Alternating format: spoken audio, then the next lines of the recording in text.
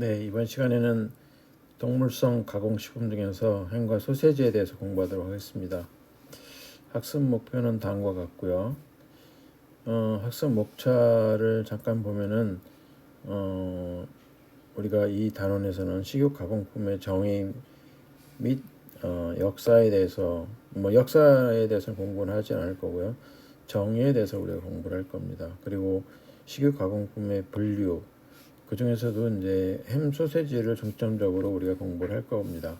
그리고 햄 소세지의 제조 공정, 그 다음에 그 발효 소세지에 대해서 약간 공부할 텐데 거기에 사용되는 스타터, 미생물이 되겠습니다. 그리고 그 식육 환경에서 자랄 수 있는 여러 가지 그 인체에 의해한 오염 미생물들에 대해서 조금 설명을 할 거고요.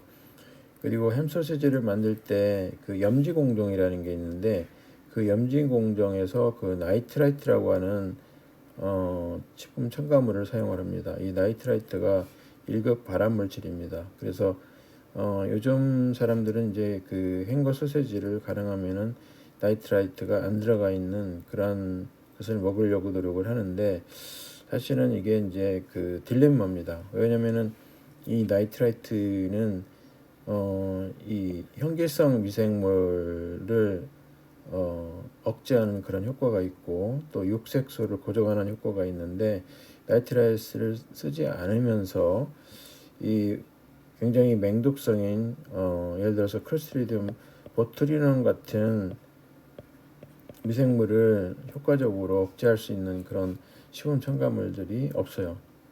그래서 이 단에서 여러분들이 조금 중점적으로 봐야 될 내용의 키워드를 보면은 육가공품의 본류, 그리고 아질산, 금방 얘기했던 나이트라이트가 되겠습니다. 그리고 이 아질산을 가지고서 이제 염지 공정을 거치게 되는데 염지란 무엇인지, 그리고 이제 훈연 공정이라는 게 있어요. 그리고 그 가공 중에 사일런트 커터라는 것이 나올 겁니다. 이런 거를 중점적으로 여러분들이 주의해서 보면서 이 강의를 드렸으면 합니다. 우선 그 식육 가공품 또는 식육에 대한 정의를 좀 하고서 넘어가도록 하겠습니다. 이 식육이라는 것은 식용을 목적으로 하는 가축의 지육, 정육, 내장, 그 밖의 부분을 말한다 이렇게 되어 있는데 좀 어려운 단어죠. 이 지육이라는 말이 있고 정육이라는 말이 있는데 우리가 뭐 정육점 뭐 이런 거는 들어봤는데 과연 그 정육이라는 것이 뭔지 그리고 그 앞에 나와 있는 지육이 뭔지를 맨 밑에 정의해 놓고 있습니다. 지육이라는 것은 우리가 그 돼지나 소나 이런 것들을 도축하는 과정을 통해서 머리와 가죽, 내장, 발목, 꼬리 등을 제거한 것을 우리가 지육이라고 그래요. 그리고 또 이제 그 우리나라에서는 잘 안 쓰는데 오펄이라는 게 또 있습니다. 이 오펄은 우리가 먹을 수는 있지만은 보통 미국이나 유럽에서는 이제 그 다른 용도로 쓰거든요. 사료용이라든지 뭐 이런 개 사료라든지 고양이 사료 이런 것들로 쓰는 내장들을 우리가 오펄이라고 얘기를 합니다. 한국에서는 이제 이거를 먹죠. 그다음에 정육이라는 게 있는데 정육은 지옥에서 다시 뼈라든지 먹을 수 없는 지방을 제거한 고기 덩어리를 우리가 정육이라고 합니다. 네. 그리고 그 식육 가공품이라고 하는 것은 주로 이제 식육 또는 식육 가공품을 주원료로 해서 가공한 햄, 소세지, 뭐 베이컨, 건조 저장 육류, 육포 같은 걸 얘기합니다. 양념 육류, 식육 추출 가공품, 식육 함유 가공품, 또 포장육 뭐 이런 것들을 말합니다. 포장육은 그냥 정육을 부위별로 잘라 가지고 그것을 이제 포장해 가지고 냉장 상태로 또는 냉동 상태로 유통하는 그 가공품을 우리가 얘기를 합니다. 단순 가공이죠. 포장육 같은 경우는 이렇게 육가공품이 일반 그 정육에 비해서 갖는 이점이 뭐가 있느냐? 일단 그 햄 소세지를 만들게 되면은 저장성이 향상이 됩니다. 그리고 그 육질이 개선이 되는 경우가 많아요. 뭐 다 그런 건 아니지만은. 그리고 기호성이 보통은 높아집니다. 우리가 일반 고기를 먹는 거하고 또 소세지나 햄을 먹는 거하고는 뭐 사람마다 좀 다른 차이점은 있겠지만은 그 햄 소세지를 보통 더 좋아하는 경우가 많죠. 그 이유는 이제 이 보수성이 좋아진다든지 또 육색소가 그 유지가 된다든지 이 부드러운 정도 또 풍미 이런 것들이 이제 개선이 되기 때문에 그렇습니다. 그리고 가공을 하게 되면 아무래도 부가가치가 이제 높아지게 되겠죠. 그리고 간편성이라든지 다양성이 더 증가하게 됩니다. 그리고 유통 편의성이 좋아지는데 특히 이제 햄 소세지를 만들게 되면은 우리가 보통 먹는 생 고기보다 훨씬 더 그 유통하기가 편리한 상태가 됩니다. 먼저 식육 가공품의 분류인데요. 전 세계적으로 육제품이 한 1000여 종 이상 존재하는 것으로 알려져 있습니다. 그 중에서 우리는 이제 몇 가지에 대해서만 설명을 하려고 합니다. 보통은 이제 이런 육제품을 분류할 때 가열을 했느냐 안 했느냐에 따라 분류할 수도 있고 훈연 여부, 스모킹을 했느냐 안 했느냐, 또 건조를 했느냐 안 했느냐, 숙성을 했느냐, 분쇄를 했느냐 안 했느냐, 또 분쇄를 어느 정도로 했느냐, 그다음에 부산물을 이용을 하느냐, 충전재의 재질이나 크기는 어떠냐 이런 것들에 대해서 이제 분류할 수가 있습니다. 이 단원에서 공부하게 될 이제 그 햄 종류를 보면은 일반 그 햄이 있고요. 또는 생햄이라고도 하는데 이것이 있고 이것은 보통 고기 함량이 90% 이상입니다. 프레스햄이라는 게 있는데 보통 우리가 알고 있는 스팸 종류가 이제 프레스햄의 대표적인 제품이 되겠고요. 육 함량이 한 85% 이상이 되겠습니다.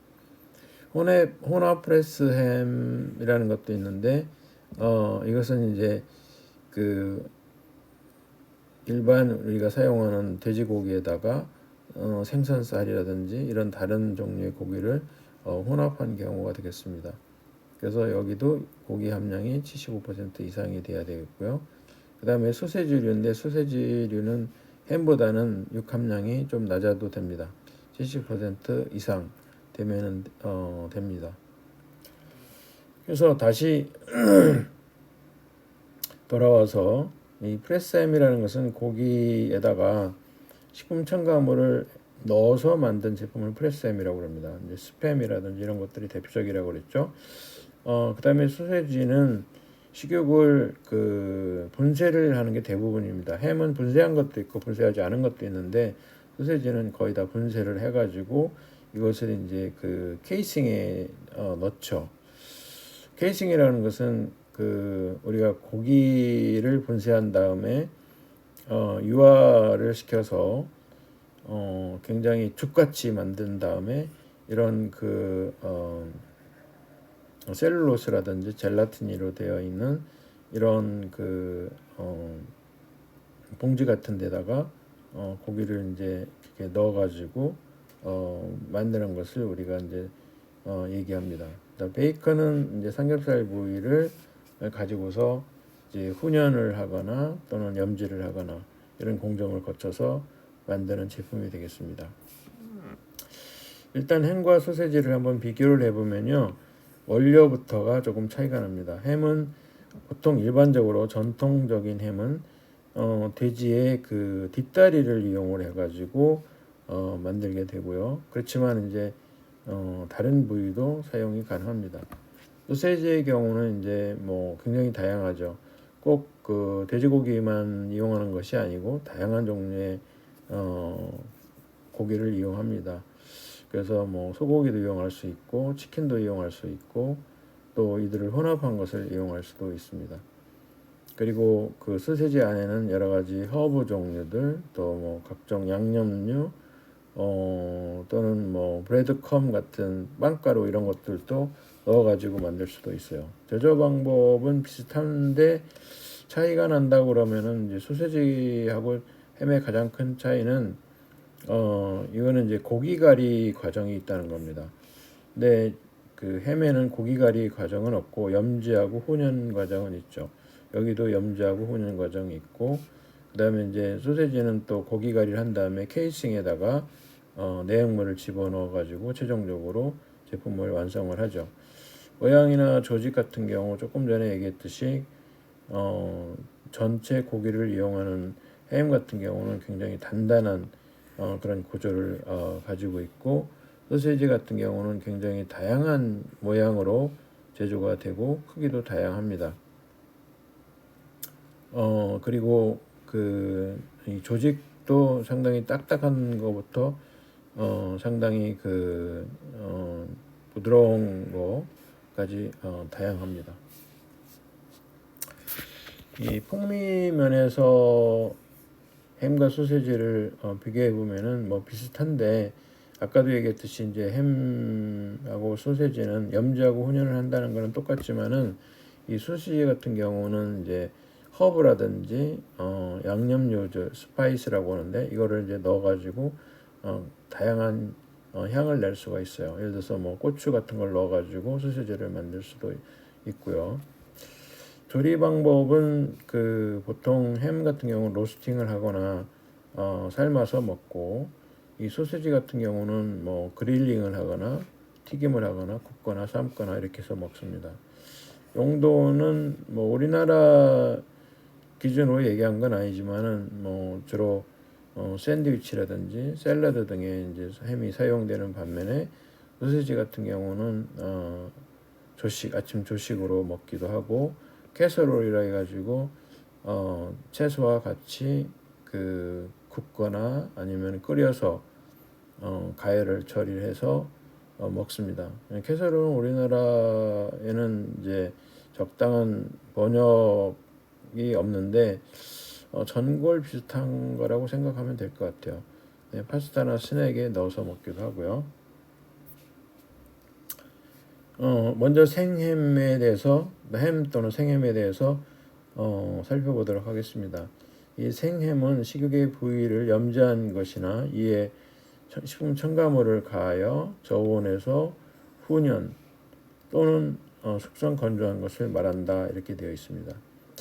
그 중에서도 이제 보온인 햄이라는 것은 뼈를 가지고 있는 돼지 뒷다리를 가지고 가공한 것을 얘기하는 거고, 본 리스 햄은 이제 말 그대로 뼈를 제거한, 리스라는 것은 뭐가 없다는 얘기니까 뒷다리 부위에서 뼈를 제거하고 햄을 만든 것을 우리가 본리스 햄이라고 그러고, 로인 햄이라는 것은 등심 부위를 얘기합니다. 등심 부위를 가지고 가공한 것을 얘기하고요. 숄더 햄이라는 것은 어깨 부위를 이용해서 가공한 것을 얘기합니다. 안심 햄이라는 것은 돼지고기의 안심 부위를 이용해서 가공한 것인데, 아까 제가 그림에서 하나 빼먹고서 진행을 해왔는데, 여기 앞쪽으로 가면은 이 고기의 부위별로 다 달라요. 예를 들어서 이제 명칭이 다른데, 돼지 고기를 왼쪽에 있는 요 그림은 한국 사람들 기준으로 분류한 거고, 오른쪽에 있는 것은 이제 미국 사람을 기준으로 분류한 각 부위별 명칭이 되겠습니다. 여기 보면은 맨 앞쪽에 돼지 머리 근처에 있는 돼지 볼살이라는 게 있고, 그 다음에 그 옆에 항정살이라는 게 있습니다. 굉장히 지방이 많죠. 그리고 항정살 뒤쪽이 목살입니다. 목살이 있고, 목살 뒤쪽에 그 등심 쪽에 가까이 있는 것이 이제 가브리살이라는 게 있습니다. 그리고 이제 그 뒤쪽에 등심이 이렇게 있고요. 그리고 이쪽에 다시 그 항정살 밑에 여기에 꽃살이라는 게 이렇게 있고요. 꽃살 밑에가 낙엽살입니다. 낙엽살이 있고, 낙엽살 밑에 또 사태살이 있어요. 오른쪽으로 다시 가가지고 여기 이 햄 부위가 여기 이 햄 엉덩이살 부위가 있고 엉덩이살 바로 앞에 꼬들살이라는 게 이렇게 있습니다. 그리고 꼬들살 앞에 여기 갈비가 있어요. 여기 갈비 부위가 이렇게 있고요. 그리고 여기 이제 안심 부위가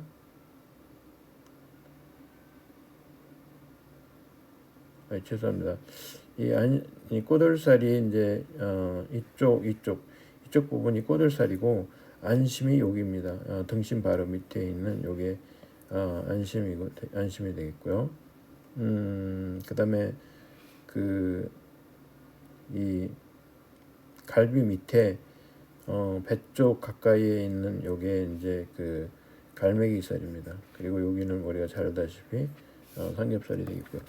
근데 미국 사람들 같은 경우는 굉장히 간단하게 분류합니다. 여기 머리 부분을 제외하고 이 목 부분이 있고, 목 부분 뒤에 이제 블레이드라고 하는 부분이 등 쪽에 있고, 그다음에 그 등 바로 밑에가 이제 암 부분입니다. 그다음에 로인이라고 하는 부분이 이제 우리말로 하면 등 부분이 되겠고요. 그다음에 이제 스페어 립이라고 하는 갈비 부분이 있고, 그 다음에 여기 벨리라고 하는 삼겹살 부위가 있고, 엉덩이살이 이제 햄입니다. 햄 위에가 썰로인이라고 하는 부위가 있고, 그 다음에 다리 부분을 우리가 호옥이라고 합니다. 네, 이게 대충 봤고요. 다시 앞으로 들어가서 그래서 이제 이 햄과 생햄이 있는데 햄은 식욕 부위에 따라서 식욕을 이제 부위에 따라서 분류하고 모양을 만든 다음에 염지를 하고 그다음에 숙성 건조를 하거나 훈연 또는 가열 처리해서 가공한 것을 햄이라고 한다 이렇게 되어 있습니다. 그다음에 생햄은 그럼 뭐냐? 생햄도 햄하고 이제 비슷한데요. 식욕을 부위에 따라서 일단 염지를 합니다. 그리고 여기에 식품 첨가물을 가한다는 말이 있었죠. 이 식품 첨가물을 가한 것이 이제 생햄이 되겠습니다. 그리고 여기는 이제 가열 처리를 하지 않아요. 가열 처리가 없어요. 생햄이기 때문에. 그렇기 때문에 이제 이 식품 첨가물 처리하는 것이 굉장히 중요할 수가 있습니다. 왜냐면은 가열 처리 안 하니까 미생물, 특히 이제 병원성 미생물이 문제가 될 소지가 있기 때문에 저온에서 이제 훈연 거치고 숙성 건조하는 것은 이제 햄하고 이제 비슷한데 건조 공정이 건조 공정이 있는 경우도 있고 이제 없는 경우도 있긴 한데 어쨌든 이렇게 한 것을 우리가 이제 생햄이다 이렇게 얘기를 합니다. 프레스햄은 아까도 얘기했듯이 우리가 먹는 스팸 종류가 가장 대표적인 프레스햄인데 유감량이 75% 이상, 전분은 8% 이하로 이렇게 규정을 하고 있고요. 식욕의 고기 덩어리를 염지한 것이나 또는 이에 식품 또는 식품 첨가물을 가한 후 숙성 건조하거나 훈연 또는 가열한 것으로 육함량 아까 얘기했던 뭐 이런 것을 말한다 이렇게 이제 얘기하고 있고 육함량이나 전분 함량에 따라서 프레스햄으로 불리기도 하고 혼합 프레스햄으로 불리기도 합니다. 아까 제가 얘기했을 때 프레스햄은 육함량이 일반적으로 85%, 혼합 프레스햄은 75% 이상 이렇게 이제 한다고 얘기를 한 적이 있습니다. 햄이나 생햄, 프레스햄에 대한 규격은 여기에 나와 있듯이 육함량을 제외하고 아질산 함량은 0.07g per kg, 그러니까 한 70 ppm 정도 되는 거죠. 왜냐하면 1 ppm이라는 것은 1 그램 퍼 1000 킬로그램 맞나요? 네, 1000kg 중에 1g이 들어있으면 우리가 1ppm이라고 그러거든요. 근데 지금 여기 0.07이니까 0.07 g per 킬로그램. 그러면은 이제 밀리그램으로 환산하면은 이게 그 70 밀리그램 per 킬로그램이 되기 때문에 이게 이제 밀리그램 per 킬로그램. 이것도 1ppm입니다. 그래서 70ppm 미만이 되면 되고 타르색소는 검출돼서는 안 됩니다. 이 타르색소는 일반적으로 이제 석유화학 공업에서 생산이 됩니다. 그래서 이것은 검출이 돼서는 안 되고 보존료로서는 다음 세 가지만 허용이 됩니다. 솔브산, 솔브산 칼륨, 솔브산 칼슘 이 세 가지만 2g per 킬로그램 이하로 이렇게 사용할 수가 있습니다. 그 다음에 세균수는 검출돼서는 안 되고요. 멸균 제품에 대해서 물론 이제 햄 중에서 생햄 같은 경우는 이제 미생물수가 어느 정도 허용이 됩니다. 대장균 같은 경우는 이제 그 우리가 지난번에 공부했듯이 10마리에서 100마리 그 사이에 검출되는 게 5개 시료 중에서 2개까지는 괜찮은데 그 이상이 되면 안 된다 그런 얘기고, 살모넬라균 같은 경우는 25g 중에 검출되면 안 되고, 리스테리아 모노사이토제네시스 같은 경우도 검출돼서는 안 되고, 황색 포도상균만 10개에서 100개 사이에 5개 시료 중에서 1개 정도만 허용이 되고 그 이상이 나오면 이제 불합격이 되는 거죠. 그 다음에 소세지에 대해서 공부하도록 하겠습니다. 소세지는 아까도 우리가 대충 설명을 했지만 식육이나 식육 가공품을 그대로 또는 염지해서 분쇄 세제라는 것에 식품 또는 식품 첨가물을 가한 후 훈연 또는 가열 처리하거나 저온에서 발효시켜 속성 또는 건조 처리한 것이거나 또는 케이싱에 충전하여 냉장 냉동한 것, 그리고 육함량이 70% 이상, 전분이 10% 이상 이렇게 이제 되어 있는데, 우리가 이제 그 소세지를 보면은 우리나라 사람들이 먹는 일반 소세지 말고 건조 소세지라는 게 있어요. 이 건조 소세지 같은 경우 이제 대표적으로 살라미 같은 게 있는데, 이런 것들은 그 가열 처리하는 공정이 없거든요. 이거는 수분만 제거해서 건조해가지고 35% 이하로 만듭니다. 그리고 발효 소세지 같은 경우는 또 미생물을 이용해서 발효시키고 숙성하고 건조 처리한 것을 의미하고요. 혼합 소세지는 식육에 다른 여러 가지 허브라든지 다른 고기를 넣어가지고 만든 소세지가 되겠습니다.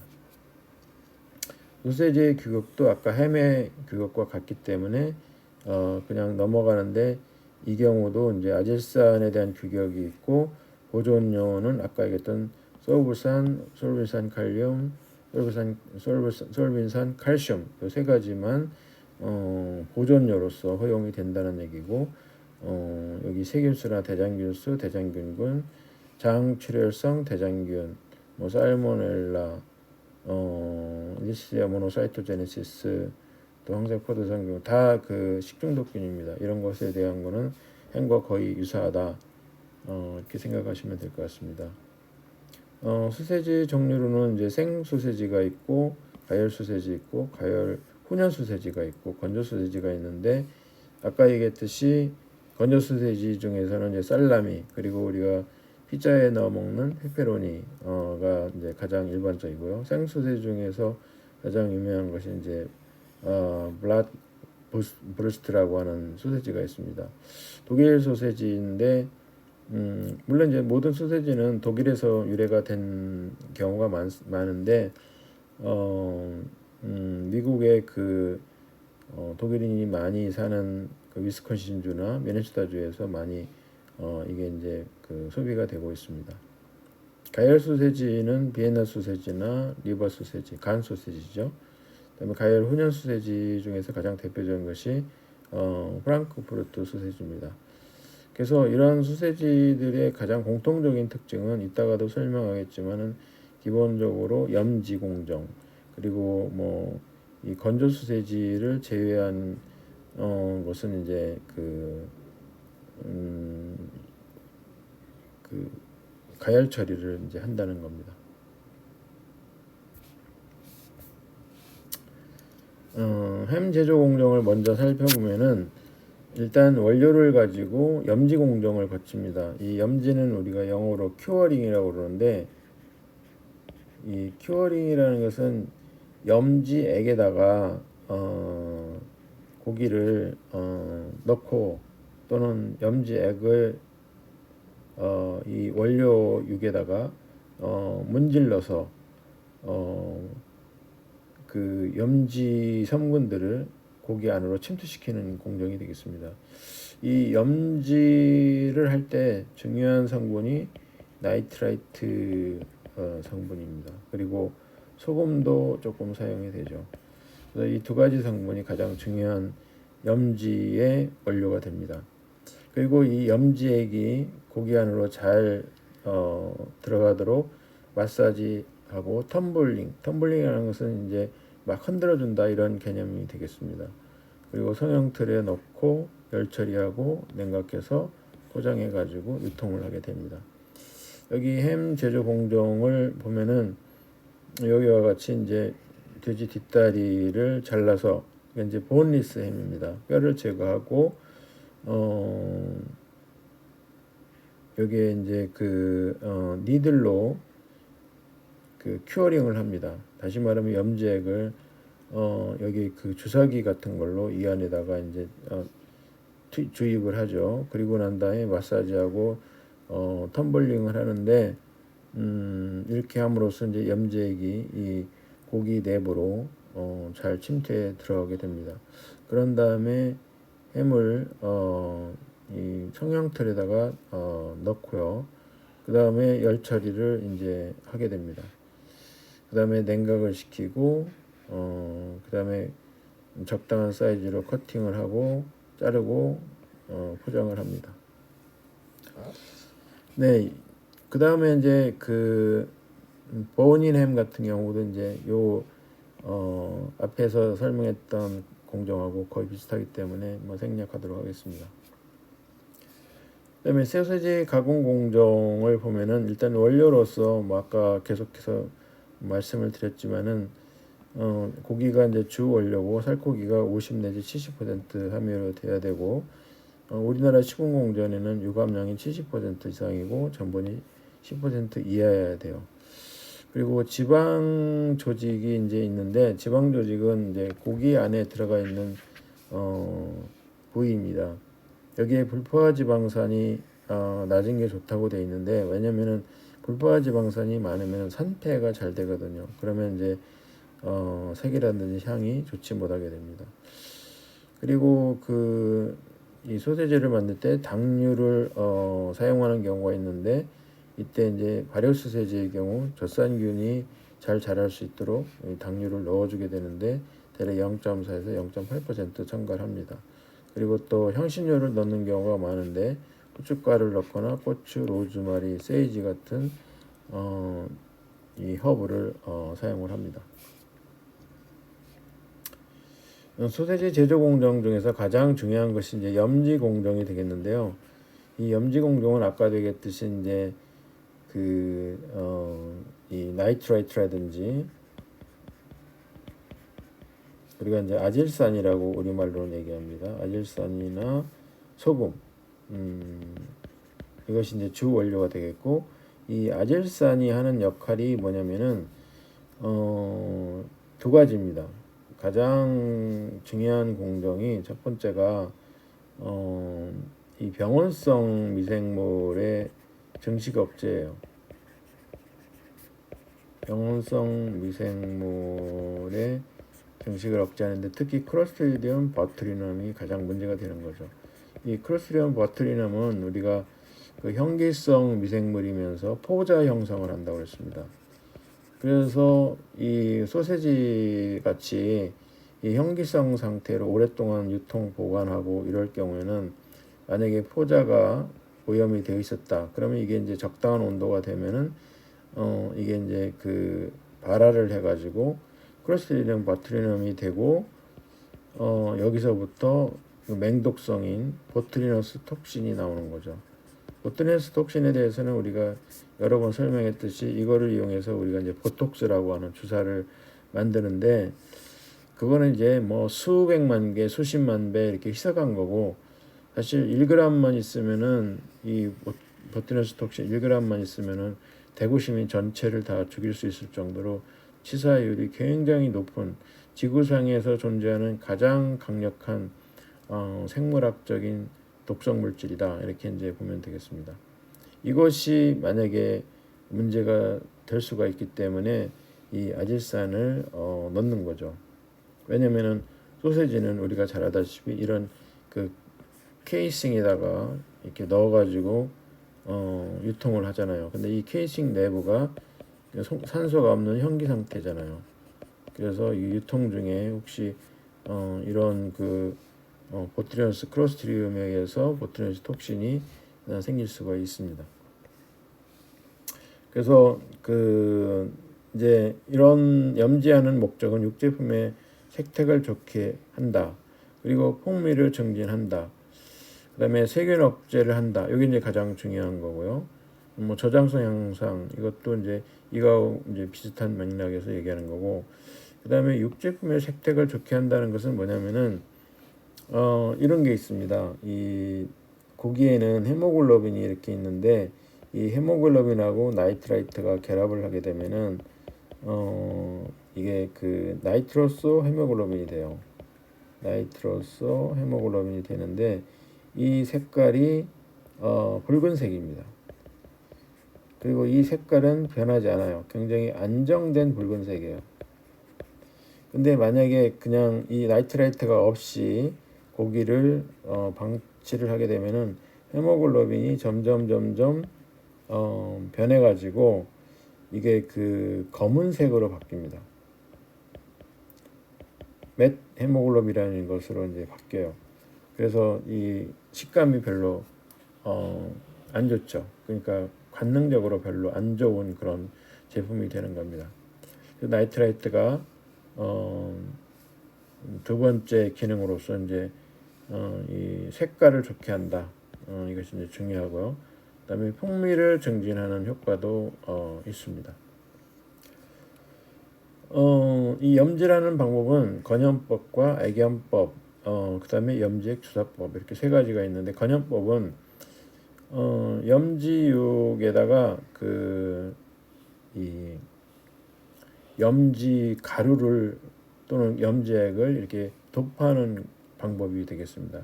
애견법은 염지액을 만든 다음에 원료를 거기다 담궈 가지고 염지하는 방법이 되겠고요.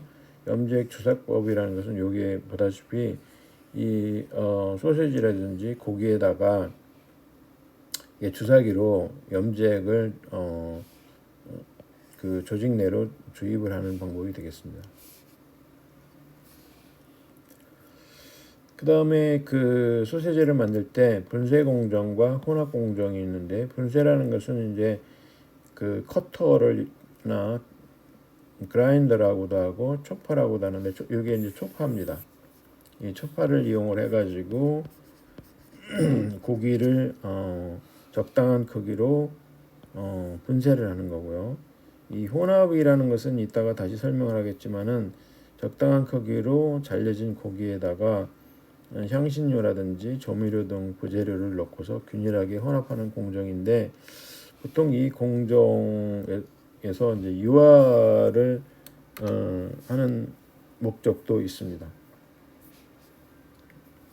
그래서 여기 보다시피 그 세절을 한 다음에 계속해서 이 세절을 할 때는 분쇄된 원료육을 이 분쇄를 할 때는 아까 초파를 이용을 합니다. 초파를 이용을 해서 분쇄를 하고 여기다가 소금이라든지 인산염 등을 넣고서 얼음을 넣기 전에 잠시 세절을 시킵니다.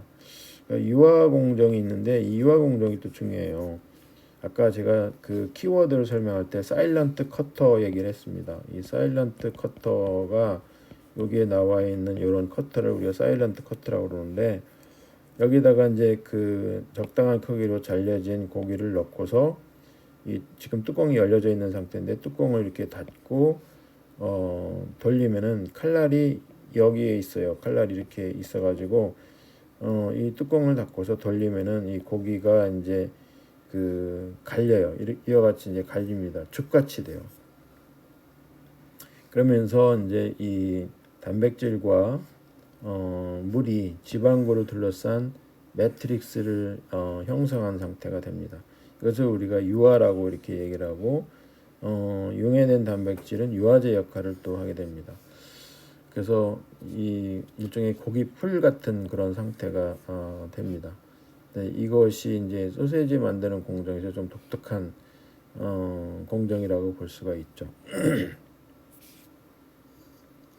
그 다음에는 이제 뭐 거의 다 이제 소시지를 만들었고 이 스토핑이라는 것은 필링이라고도 할 수가 있고요.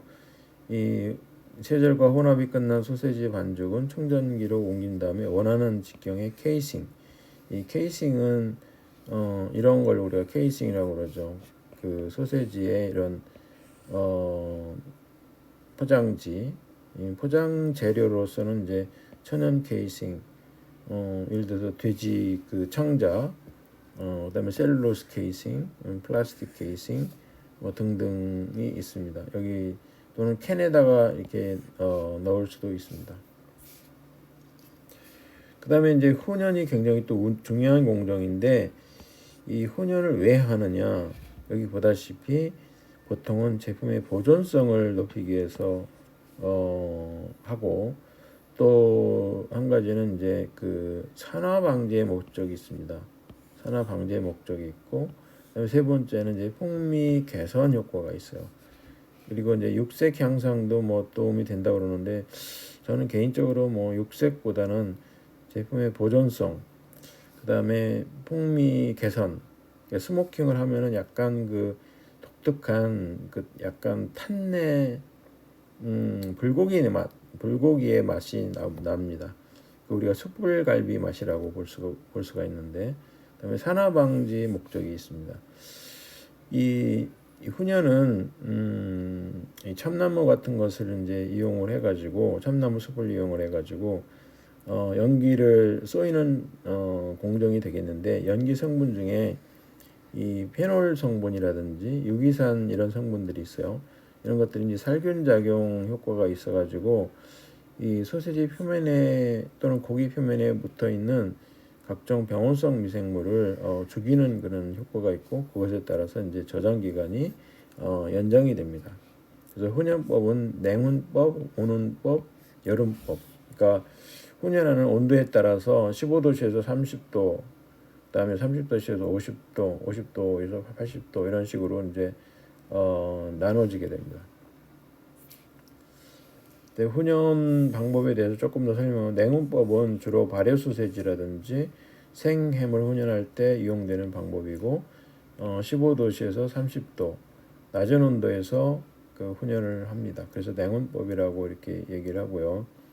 이렇게 그 훈연을 함으로써 보존성이 좋아지고 완제품의 풍미도 개선하는 효과가 있다 이렇게 이제 얘기를 하고 있고 온훈법은 30도씨에서 60도씨 범위에서 시행을 하고요. 가열햄이라든지 라운드햄 제조 시에 사용이 됩니다. 여름법 같은 경우는 좀 고온에서 80에서 50도씨 범위에서 단시간 행해집니다. 표면만 강하게 그 훈연을 하기 때문에 내부는 비교적 수분 함량이 높은 상태로 온거되기 때문에 탄력성 있는 제품을 만들거나 그럴 때는 이제 좋은데 풍미는 좀 떨어지는 그런 단점이 있습니다. 그 외에도 뭐 정전기적 훈연법, 맥훈법, 연속식 훈연법 이런 것들이 있습니다. 그다음에 이제 식육 소세지나 햄을 만들 때 이제 가열 공정이 있는데 가열 공정을 하는 경우도 있고 안 하는 경우도 있어요. 소세지도 우리가 이제 그 가열 소세지가 있고 비가열 소세지가 있거든요. 비가열 소세지가 아까 뭐 살라미 이런 걸 얘기했죠. 건조 소세지. 가열을 하는 경우는 보존성을 높일 수가 있죠. 미생물을 다 죽일 수가 있기 때문에. 그리고 가열을 하게 되면 단백질이 이제 응고가 돼가지고 바람직한 조직감이 나타나고 풍미도 개선이 되고 육색소도 안정이 됩니다. 그러니까 육색소라는 것은 이제 보통 붉은색을 얘기합니다. 고기의 붉은색이 고정이 됩니다.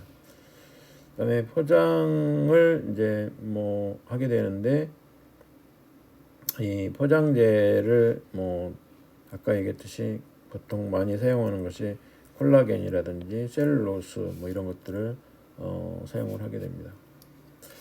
그 다음에 이제 발효 소세지를 만들 때 또는 발효 햄을 만들 때 사용하는 미생물들인데요.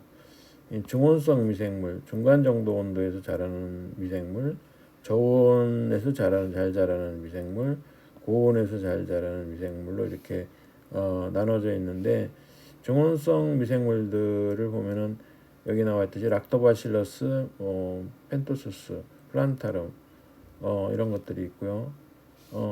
이 특징은 이제 여기에 나와 있듯이 카탈레이스를 생성한다. 그리고 20 내지 25도씨에서 가장 잘 성장한다.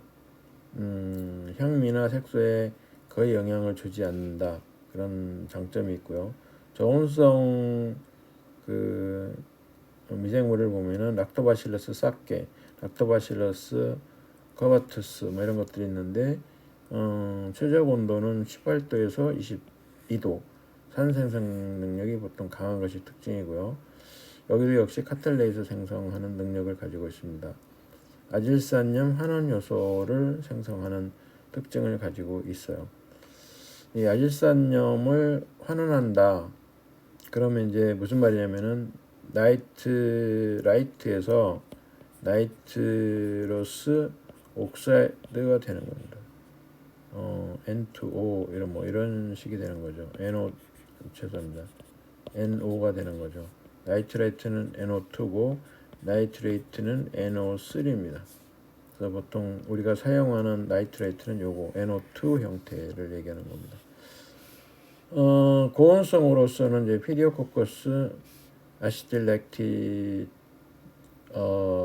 C라고 하는 게 있는데 30에서 38도씨에서 잘 자랍니다.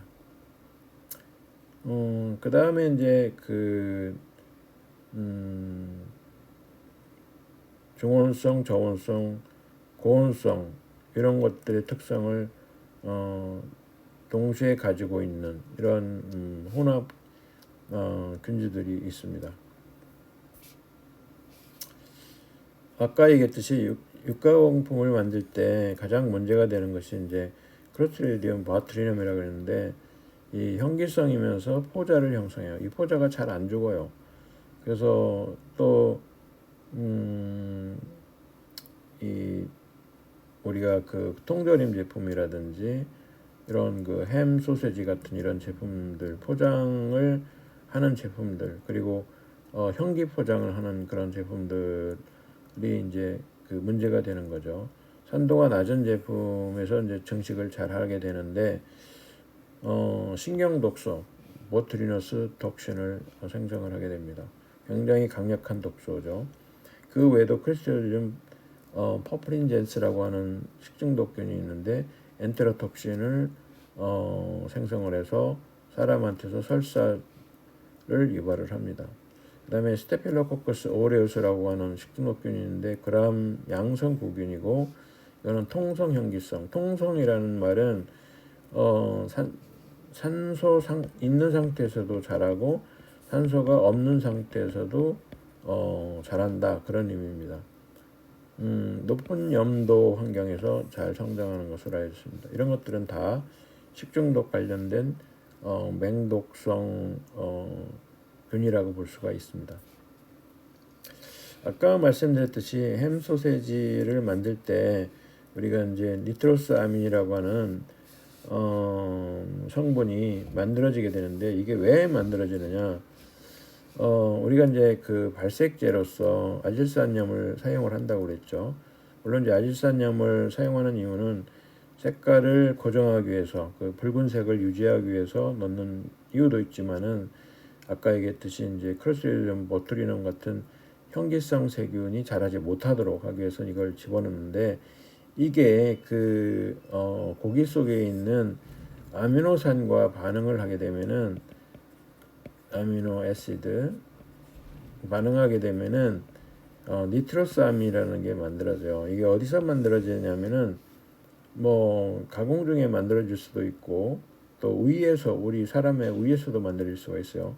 근데 이것이 굉장히 그 강력한 발암물질로 알려져 있습니다. 그래서 우리가 햄이나 소세지를 먹을 때 가능하면은 니트로사민이 안 들어가 있는 제품을 사서 먹는 것이 이제 바람직하다 이렇게 이제 얘기를 하고 있고 그렇지만 또 어떤 학자들은 뭐 이것을 아주 많이 먹지 않는 이상은 암에 걸릴 확률은 굉장히 낮다 이렇게 이제 얘기를 합니다. 어쨌든 이 WHO 그 세계보건기구에서 여러 가지 이제 그 우리가 먹는 식품을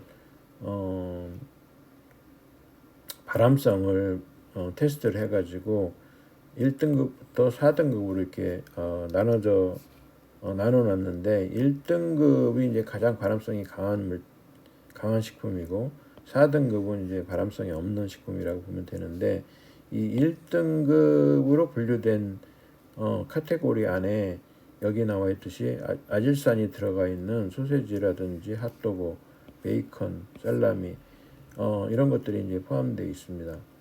그리고 그 이제 EA 등급에 포함되어 있는 것이 이런 뭐 곡육류, 적색육이라고 보통 얘기하는데 돼지고기라든지 소고기라든지 양고기 이런 것들이 이제 2등급으로 분류가 됐어요. 그래서 이 분류에 따르면은 어쨌든 육류가 암을 일으키는데 어느 정도 연관이 있다 이렇게 이제 우리가 생각할 수가 있고 그 중에서도 이 아질산을 넣어가지고 만든 육 가공 제품들 소세지라든지 햄이라든지 베이컨이라든지 뭐 이런 것들이 그렇게 그 많이 먹어서는 바람직하지 않다 이런 생각을 할 수가 있습니다.